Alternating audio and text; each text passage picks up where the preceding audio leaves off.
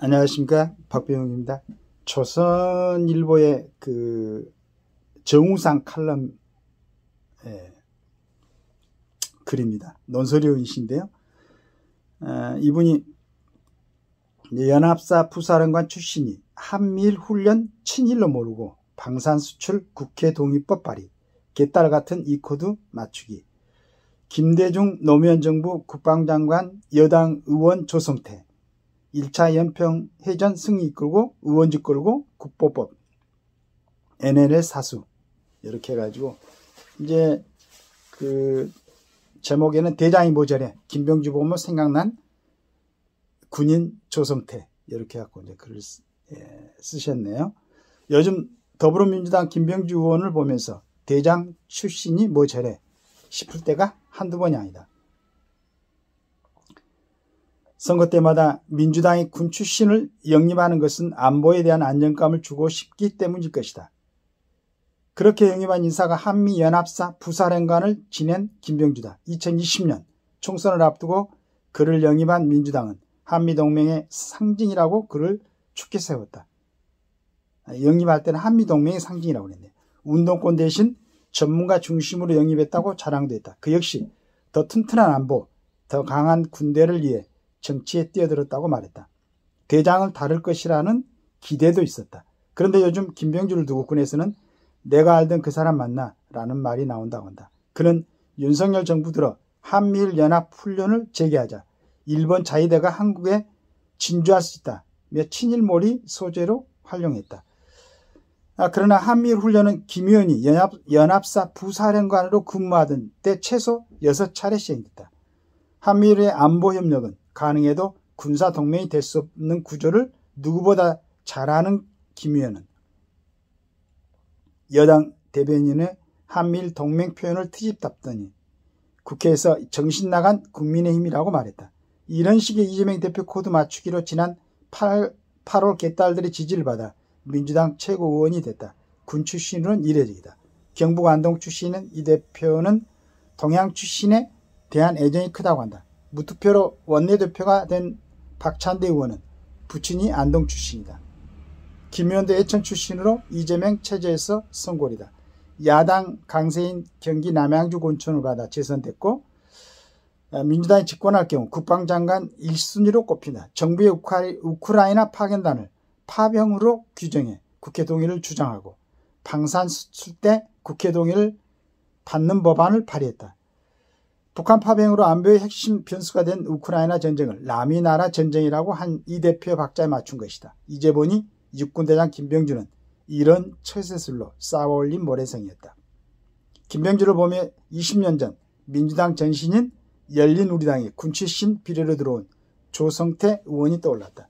육군대장을 거쳐 김대중 정부 때 국방부 장관을 지낸 조 의원은 노무현 정부가 전시작전권 이양을 추진하자 이를 제재하기 위한 의원 모임을 만들었다. 여야 142명이 참여했다. 그때만 해도 안보에선 여야가 의기투합을 자주 했다. 노사모가 그에게 탈당을 요구했다. 의원직을 그만두려 했지만 당 지도부가 말렸다. 당시 조 의원은 아무래도 정치는 안 맞는 것 같다며 괴로워했고 보좌진도 언제든지 국회를 떠나려 짐을 싸두고 있다고 했었다. 민주당 정부에서 장관과 의원을 했지만 군인이라는 근본에서 벗어나지 않았다. 장관 취임 직후 발발한 제1연평해전을 승리로 이끌었다. 그 직후 백령도에 연평도에 신형무기 K9 자주포를 배치하도록 지시한 것도 조 의원이었다. 2010년 북한의 연평도 도발 때 군은 이 자주포로 즉각 반격에 나설 수 있었다. 국방장관 때 주적 개념을 만들었다. 남북 정상회담을 위해 김대중 정부가 주적 개념을 삭제하려 했지만 현 시점에서는 안 된다며 버텼다. 북한이 남북 국방장관 회담에서 다시 주적을 트집 잡는 뒤 얼마 뒤 조 장관은 경질됐고 군에서는 주적 고수가 경질의 이유라는 말이 나왔다. 조 의원은 2007년 노무현 정부와 남북 정상회담에서 서해 북한 한계선 NLL을 다루려 하자 NLL은 영토 문제다. 회담 의제에 올리면 북한에 이용당할 수 있다며 반대했다. 권력 앞에서 원칙을 굽히지 않았던 집권당 의원. 이것이 그의 마지막 공직 생활이었다. 구차하게 권력 주변을 서성이지 않고 후학을 양성했다.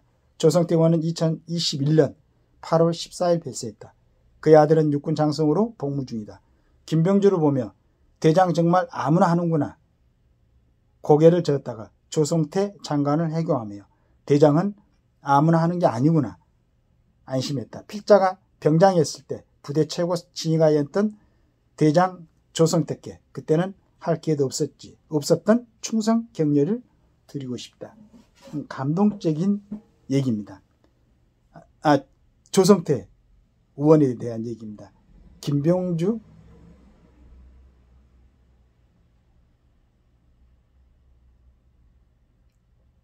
과연 우리 김병주 그 의원을 뭐가 이렇게 변하겠을까?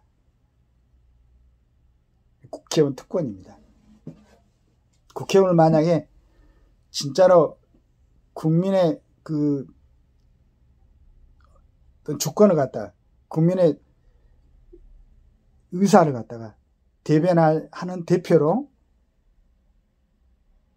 그 다음에 이제 300명의 국회 집단은 굉장한 영향력을 행사를 하죠.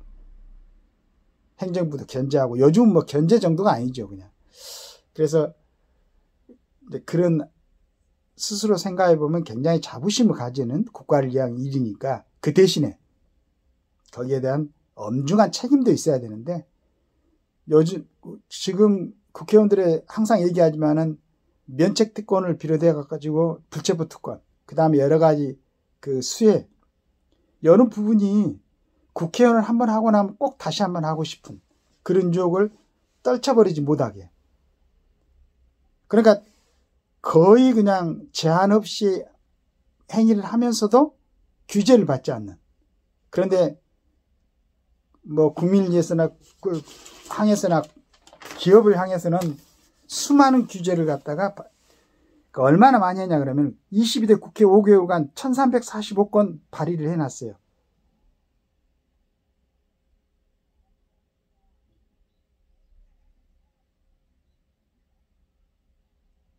전번에 언제 한번 보니까 OECD 국가 선진국과 그 의원들보다 훨씬 많은 발의를 하고 그건 또 문자만 조금 바꿔갖고 하기도 하고 그게 아마 그 국회에서 입법안 발의를 하게 되면 그게 아마 본인들의 어떤 제가 항상 얘기하지만은 우리가 그 소주성, 소득주도 성장 그 이제 정책 발의로 인해서 많은 문제가 있었잖아요. 전혀 책임을 지지 않았어요.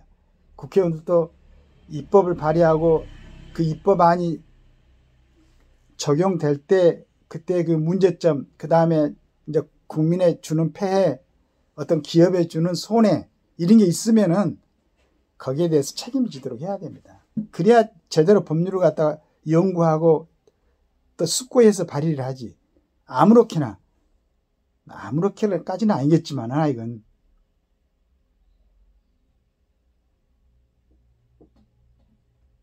그런데 이번에 김병주 의원이 발의한 게 뭡니까? 방산수출 국회 동의법 발의. 이 말이 됩니까?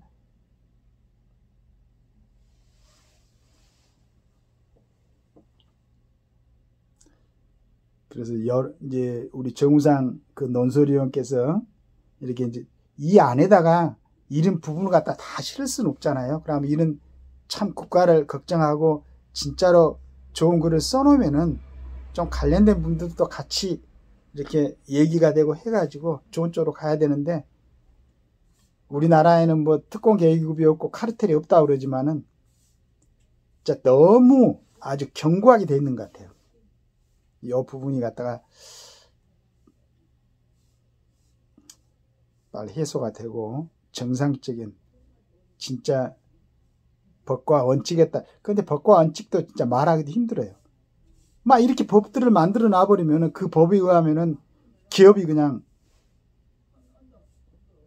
어려워지고 하는데 전체적으로 진짜 아까 우리 그 정운찬 그 전 서울대 총장께서 쓴 것처럼 좀 상식적이고 객관적인 그런 시각으로 이렇게 세상에 대해서 보는 그런 분들이 좀 국가 영향력을 행사하는 자리들에 자리들에 있어야 되지 않을까. 네, 그러한 생각을 합니다. 감사합니다.